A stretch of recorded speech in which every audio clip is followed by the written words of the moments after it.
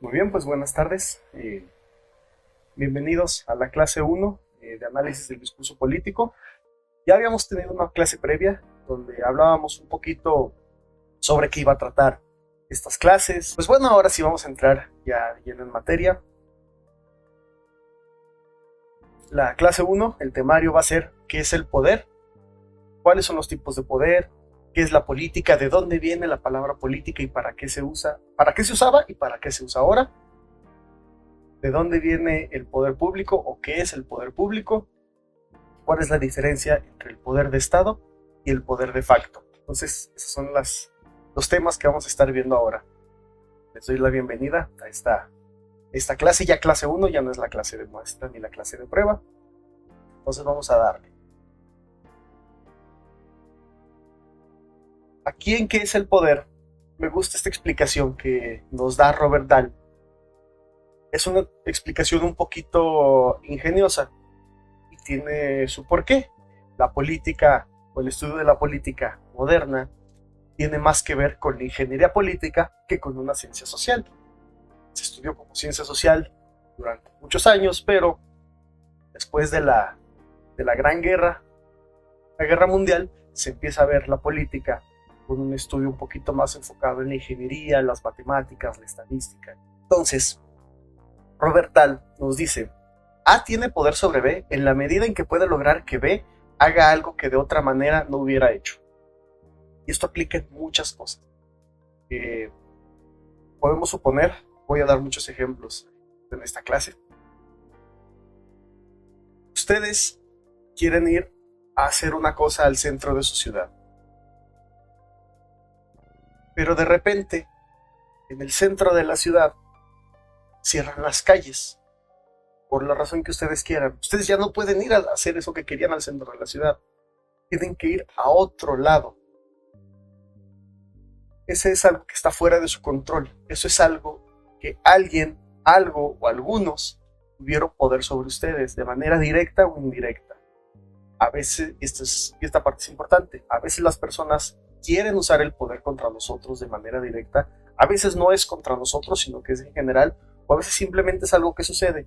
Pero tienen ese poder de cambiar nuestros planes, de cambiar nuestro modo de hacer las cosas, cambiar nuestro actuar. Esta es la parte importante del poder. En las formas del poder, y les digo que es importante saber qué es directo o indirecto o qué manera.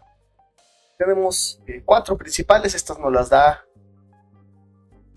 el teórico Eduardo Andrade Sánchez, alguien a quien, si ustedes están dispuestos o si quieren participar o si quieren aprender sobre política, yo sumamente les recomiendo los libros de Eduardo Andrade Sánchez. Tiene un libro de introducción a la ciencia política buenísimo. Él nos marca 4 formas de ejercer el poder: poderío, el mando, la influencia y la autoridad. Y bueno, de estas 4 van de mayor a menor medida en tema coercitivo. ¿Qué es el tema coercitivo? Obligarte a hacerlo. ¿Cómo? Por la fuerza. El poderío, y hablamos ahora de la forma del poderío, es exclusivamente el uso de la fuerza. Aquí es cuando hablamos de la ley del más fuerte, o del que yo soy, yo puedo y tú no. Cuando hablamos de poderío, nos podemos remontar al pasado, a que antes no existían las leyes, no existían las normas, las sociedades no estaban regidas por nadie. Y entonces, ¿quién era el que tenía el poder? Pues el que podía matar al otro. El que podía obligarlo de la forma que fuera. El poder es coerción, poderío, pero únicamente coerción. Es decir, ya sea que te obligan a hacerlo a la fuerza, que te amenacen por hacerlo y que tú no tengas nada que te defienda ante esa fuerza. Cuando tú no tienes nada, cuando no tienes un solo aliado ante esa fuerza, se habla de poderío y entonces únicamente estás sumiso a lo que el más fuerte quiera. Así es como se ejerce el poder en el poderío. El mando también usa la fuerza, sí, pero la usa en una jerarquía y la usa por medio de normas. Esta es una parte que las diferencia. Cuando hablamos de mando es porque está normado quién tiene el poder. aquí nos podemos, por ejemplo, en el trabajo, oye, ¿por qué estás haciendo eso? Porque mi jefe te lo dijo. ¿Y por qué? Pues porque es mi jefe. Y la norma indica que pues yo tengo que seguir las indicaciones de mi jefe. Entonces, sí hay una persona que tiene más poder que yo en cuestión de mando, pero ejerce ese poder únicamente porque así está la jerarquía y porque si yo abro un libro de normas escritas, en la norma viene, yo le tengo que hacer caso a Funalito de tal porque él es mi jefe. Ese es el mando. Y es igual que el poderío en la manera coercitiva. Es decir, si no le hacemos caso a la jerarquía mayor, nos despiden de nuestro trabajo, nos ponen una multa, nos meten a la cárcel, etcétera, etcétera. Todo normado, todo está en reglas escritas. Esa es la diferencia con el poderío. En el poderío la regla no está escrita. La regla es a como se le antoje a él en el momento. En el mando ya hay una norma. Y bueno, tenemos la influencia. Este es un tipo de poder ya muy diferente. Porque no es de que alguien nos diga estrictamente hazlo y nosotros lo tenemos que hacer. Sino que aquí seguimos tendencias. De aquí viene la palabra influencers. La influencia, nosotros queremos hacer lo que están haciendo los demás. Hay alguien que tiene un poder y que nos está diciendo, ay mira, usa este champú, es el champú que yo uso, si lo usas vas a ser cool como yo. Y entonces sí hay una coerción de, si no lo uso, no voy a estar en moda, si no estoy en la moda, pues no me van a aceptar, no voy a tener amigos, lo que tú quieras. Hay un poder coercitivo ahí, pero ya no es obligatorio. No es obligatorio ni porque tiene fuerza bruta de poder o económica o lo que ustedes quieran, ya no tiene esa fuerza la otra persona. Tampoco está establecido en ninguna regla escrita, no hay ninguna norma que nos diga si no lo haces estás mal, pero sí hay una norma social y esa norma social nos dice aquí es donde estamos porque esta persona es la que nos está dando o la que nos influye ese poder. Y si tú no estás con él, si tú no estás con nosotros, entonces estás mal. Es una parte ya más mental, ¿no? La interacción de las relaciones humanas, pero existe, es una realidad. Muchos creen que aquí es donde se da el liderazgo, pero no, realmente el liderazgo se da en la autoridad. Y aquí en la autoridad, ustedes van a escuchar mucho, han escuchado mucho, a veces lo han dicho. No, es que esta persona es una autoridad en el tema. No, es que él es una autoridad porque él sabe, conoce, él ha estudiado. Bueno, y es donde hablamos de autoridad. ¿Quién es autoridad? Alguien, quiera o no ejercer un poder sobre otras personas, todos los demás lo miran, que él es el que sabe, porque sabe. Aquí es donde se da el liderazgo. El liderazgo puede ser de manera directa, o sea, yo quiero dirigir a un grupo para transformar su modo de pensar, para transformar su modo de actuar, o indirecta, a lo mejor yo no quiero hacer eso, pero lo consigo, a lo mejor yo simplemente estoy haciendo las cosas que a mí me gustan porque a mí me gustan, pero hay alguien que lo está viendo, que le gustó lo que yo hago y que está haciendo lo mismo. Bueno, ese es el poder de autoridad. Entonces estas son las 4 formas de poder: poderío, mando, influencia y autoridad. Cada una con un poder coercitivo, es decir, te obligan de cierta manera, cada una con una escala cada vez más bajo. El poderío te obliga a la fuerza, el mando te obliga mediante normas, la influencia te obliga mediante la situación psicológica y social, y finalmente la autoridad, o sea, no te obliga necesariamente, pero que sí lo hagas. Ahora bien, ¿qué es la política? ¿De dónde viene? La política, y si este es un estudio un poquito eurocentrista, claro que sí, ya después veremos el poder, la política, cuestiones sobre el Estado, sobre el gobierno, en un campo comparado de otras regiones, tanto la región musulmana, las regiones asiáticas, que cada una tiene su particularidad política y modos de gobierno, de las tribus sudafricanas, de las tribus mesoamericanas. ¿Podemos hablar sobre eso? Claro que sí, pero nuestro estudio es eurocentrista porque de ahí viene nuestro mundo, de ahí viene nuestro concepto de qué es el poder. Y ojo, Que se le llame eurocentrista no lo limita. Parte de Europa, que comúnmente se conoce Inglaterra, Francia, España, no.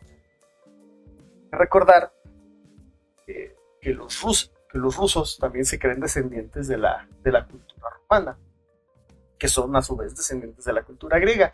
Entonces, es la parte gobernante. Ya sea si lo ves desde el lado norteamericano, si lo ves desde el lado ruso, ambos hacen de donde. Política, sus estudios filosóficos de la política vienen de donde. Y pues bueno, aquí hablamos de la política como asunto sobre las polis. Las polis eran las ciudades-estado, ciudades independientes, se regían por sus propias normas, trataban de cuidar a su gente y entonces esos pequeños grupos de ciudades, pequeños o grandes grupos de ciudades, ahorita lo vamos a ver, dirimían sobre sus asuntos, qué es lo que vamos a hacer, quién va a cultivar, contra quién entramos en guerra, cómo se cuidan nuestros hijos, cómo se lleva a cabo la educación, cómo se distribuyen los trabajos, las clases sociales y todo eso que se discutía, eran asuntos de las polis, entonces eso es la política. Las ciudades-estado de antes podían ser chicas o grandes. Por ejemplo, ciudades más importantes de Grecia antigua eran, por un lado, Atenas y por el otro lado, Esparta. Y a lo mejor nos imaginamos, porque tenemos ahora ciudades muy grandes, que Atenas y Esparta eran grandes. Una sí y otra no. Esparta, por su lado, tenía únicamente, o se calculaba en su apogeo, de 40 a 50 mil habitantes. Ya de 40 a 50 mil habitantes. Esto a la actualidad no es nada. Y Atenas sí era mucho más grande. Se le calcula un apogeo a la Atenas antigua de 400 a 450 mil habitantes. Va a depender mucho del autor. Hay algún autor que llegó a decir que tienen 650 mil. Tuvieron 650 mil habitantes, pero bueno, estos son los promedios que se manejan. Entonces, cuando vemos esto, oye, 50 mil habitantes es un municipio chico. Hay municipios que llegan a más de 50 mil habitantes. Ahora, por ejemplo, aquí en México, ¿no? Pero así es como antes se dirigían los asuntos. También por eso ha cambiado mucho el estudio de la política, las maneras de gobernar. Hemos crecido. O sea, somos un mundo de gente. Para hacer la comparación, Guadalajara, que es la tercera ciudad más grande del país, no la primera ni la segunda, es la tercera ciudad más grande del país. Guadalajara como ciudad, como municipio, tiene 1.385.000 habitantes. Texas, y no estamos hablando de la zona conurbada, no estamos hablando de Zapopan, no, únicamente Guadalajara. Entonces, ¿qué comparas? A lo mejor, ponle tú que Atenas llegó a 500.000 de habitantes. 500.000 contra 1.385.000 es una diferencia enorme. Entonces, los modos de organizarse, obviamente, tienen que cambiar. No es lo mismo organizar a 10 que organizar a 100 que organizar a 1000. Pasa. Así es como ha avanzado de manera abrupta los estudios sobre la política, sobre las ciencias sociales. Y pues bueno, para eso vamos a hablar un poquito del poder público, lo que comúnmente se conoce como política. En los poderes públicos hablamos principalmente del poder de Estado, cómo funciona el gobierno, cómo es la relación del gobierno. Y hay que entender que el poder no es una finalidad, el poder es una herramienta para llegar a un fin, o debe serlo. Tristemente hay quienes sí usan el poder como un fin. El fin es obtener el poder. El fin es que lleguemos al poder. No. El poder es una herramienta para poder hacer cosas. ¿Cuáles? Cada quien decide. Hay veces que te venden el poder como un fin. Mucho cuidado con las personas que te venden el poder como un fin. Que te dicen, es que vamos a hacer que nuestro compadre llegue. Ya con eso la hacemos. Una herramienta, ojo. Y la persona que te lo está diciendo sabe y es consciente de que es una herramienta. Te está vendiendo una idea distinta. Y obviamente te la está vendiendo así, porque quiere que le compres. Entonces, hablamos del poder de Estado. Su finalidad es gobernar como quieran gobernar. O sea, es una realidad. ¿Quiénes buscan el poder público o quiénes buscan el poder del Estado? Partidos políticos, asociaciones políticas, Todo eso ronda alrededor de la finalidad de gobernar. Están regidos por normas. Tenemos leyes, tenemos una constitución que nos rige. Este es el poder público, así se dividen los poderes, o así se divide el supremo poder. Por ejemplo, en México tenemos un supremo poder que se divide en tres: ejecutivo, legislativo y judicial. O al menos así queríamos que fuera, o así está plasmado en nuestra norma. A lo mejor en la práctica ya es un poquito distinto, ¿no? Pero nos regimos por una norma escrita previamente, que se puede modificar, que puede tener modificaciones, sí, pero previamente ya está escrito cómo va a funcionar este poder. Se ejerce mediante instituciones políticas, ya lo dije antes, pudieran ser los propios partidos políticos, las asociaciones políticas, pero además, mediante las instituciones de gobierno también se ejerce este poder.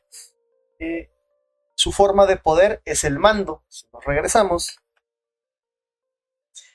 ellos están normados y se basan en jerarquías, por eso es el mando. Forma de poder. Muchos creen que es el poderío, es que el gobierno nos obliga a hacer esto. No, el gobierno norma y nos obliga a seguir las normas por medio de jerarquías. Hay otro poder que es el poder de facto. El poder de facto, su finalidad no es gobernar, su finalidad es tomar una decisión específica. Ya lo vamos a ver. Está regido por su capacidad de presión mediante instituciones no necesariamente políticas.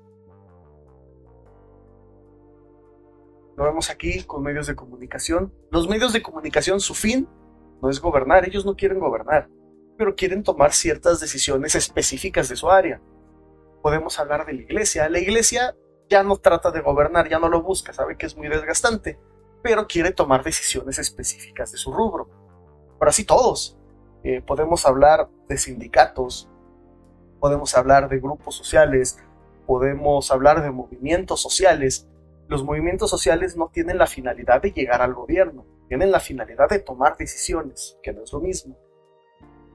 Incluso podemos hablar de crimen organizado como acto real. Y entonces, sus formas de gobierno pueden ser tres. Puede ser mediante el poderío. Yo te voy a obligar a que lo hagas, a que tomes esa decisión. Yo voy a obligar a que votes por lo que yo quiero que votes. Yo te voy a obligar a que me des ciertos beneficios. A ti que estás en el gobierno, te obligo. O que no, porque pueden los grupos de facto obligar a veces al gobierno, o pueden los grupos de facto a veces obligar a la sociedad. Esto es una parte. También ya lo veremos en la clase, en el capítulo. Les digo, está formada por el poderío, también por la influencia. Tienes que seguir, somos los chidos, nuestro movimiento es grande, nuestro movimiento está creciendo, tienes que unirte, porque si no te unes eres un traidor a las causas. Esos discursos son peligrosísimos. Ya estamos hablando de discursos. Estos discursos son muy peligrosos. Únete a mi movimiento o estás en contra de él. Son poderes de facto. O que tienen autoridad. Estos son los que más le molestan al gobierno. Por lo regular con los otros grupos puedes negociar. Porque si bien es cierto, tratan de tomar decisiones, son lo que le llaman estira y afloja. Sí, tomas una decisión, pero me ayudas con esto otro, o te doy esto y tú me das a cambio esto. Negocias con ellos. Con la gente que trabaja con autoridad es muy difícil negociar, porque esa gente generalmente busca ideales, no busca decisiones. Tiene un propósito a seguir y es muy difícil que eso cambie. Hay veces en que las personas cambian. Puede que una persona empiece a ejercer su poder por autoridad, después lo haga por influencia, luego por poderío o por mando. Pueden transmutar las personas, las instituciones, cualquiera de estos cuatro tipos o cuatro formas de gobierno, pero básicamente es como funciona, ¿no? Poder de Estado, usa el mando porque usa su poder mediante normas y mediante instituciones normadas. Los poderes de facto, ¿no? Los poderes de facto pueden usar poderío, es decir, obligarte mediante influencia, hacerte sentir mal si no haces lo que ellos quieren, o mediante autoridad, porque ellos son los que saben, tú los sigues porque te nace seguir. Entonces, pues básicamente estos son la clase de hoy. Fue una clase cortita, yo lo sé.